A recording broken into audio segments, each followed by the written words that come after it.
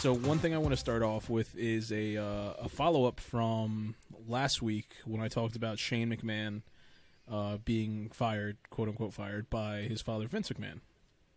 And there's been a little bit of a follow-up where it turns out that Shane is still with the company, or so they say, or I don't know if they want us to believe it. I don't know. I don't know exactly, but he was recently seen in a photo online with a man who owns a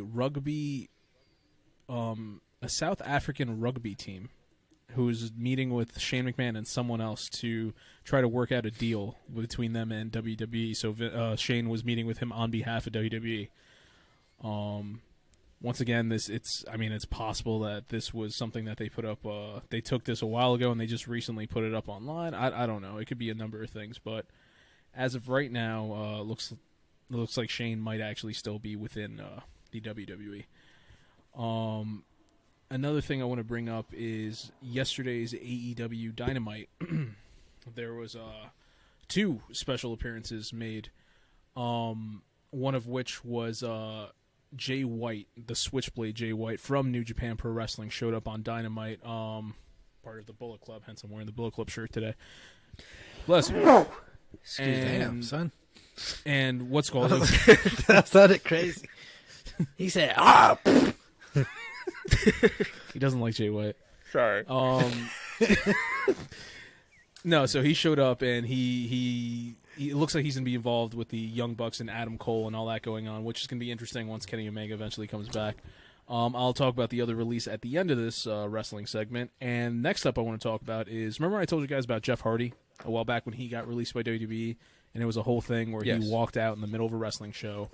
WWE said, hey, you have to get drug tested or we're firing you. And he said, fire me. Or no, they said you have to go to rehab or we're firing you. And he said, fire me.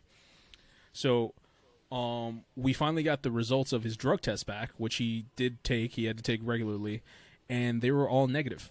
He didn't take any drugs. He had nothing in his system. So he was telling the truth, and WWE just wanted him to go to rehab because they thought he was on something. He's like, no, I'm not. You could trust me, and apparently they didn't.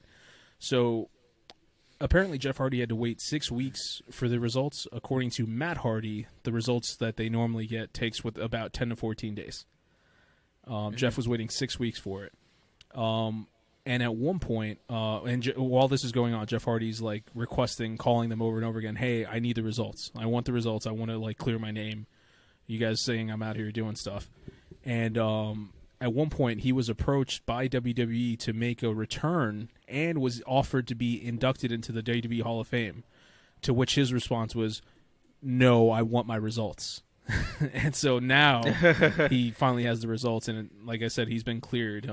He did not take drugs. He was just fed up with the company. Apparently, it's very stressful, obviously, working in a company like WWE or anywhere, really, and he just didn't want that anymore. He just didn't have it anymore in him, so he knew he wanted to leave, but he just felt like it was kind of like screwed up that they left on these terms. He and Matt are still very much thankful for everything WWE's given them. Without WWE, there wouldn't be no Hardy Boys, but it was kind of a weird send-off, like the way he left the company. And last thing I want to talk about, the biggest news story of the week in terms of wrestling, Keith Lee. Limitless Keith Lee has debuted in All Elite Wrestling. And my God, the world needed this. The world needed this so bad. Keith Lee is amazing. The man's like 360 pounds. Big man. And he can fly like a cruiserweight. He has the power of a heavyweight.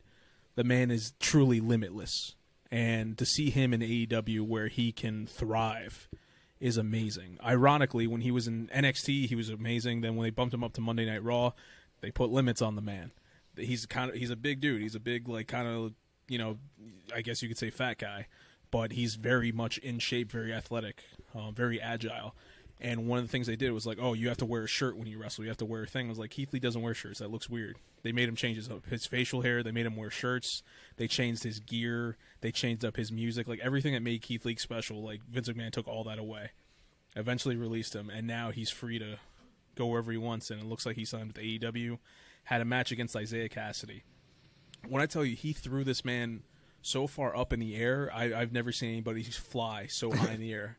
he's very strong, and Isaiah Cassidy can jump very far, so that's obviously part of it. But this man was like a solid, I gotta say, at least 11 feet off the ground from the ring, up in the air. It was phenomenal. It took flight. Yeah.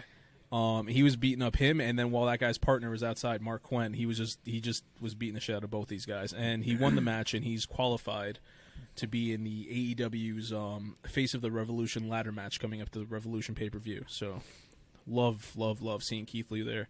Love seeing Jay White show up there, and very happy about Jeff Hardy getting the clearance with the whole drug thing. So, pretty eventful week. Yeah, man. Good for him. Pretty eventful week.